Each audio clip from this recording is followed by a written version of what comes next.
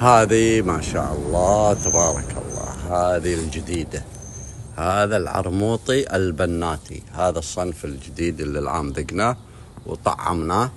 شوفوا ما شاء الله، هذا أول إنتاج له، اللهم بارك. طبعا هذا من جهة واحدة، هذه بدون بدر، شكلها نفس الكمثرى، شوفوها تتميز بهذا الشكل، واللون يصير أصفر. أنا بشوف إذا في شيء مستوي.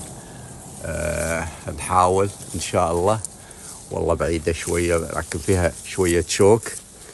خلنا نشوف.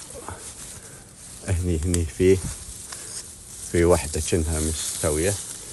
لا والله ما استوت عدل، بس أوريكم شكل لها شلون شكلها.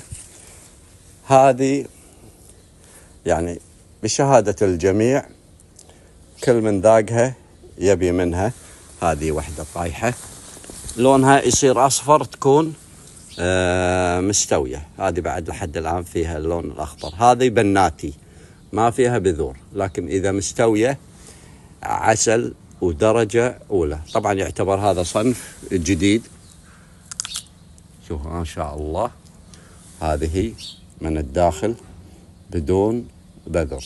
هذا سميناه العرموطي البناتي.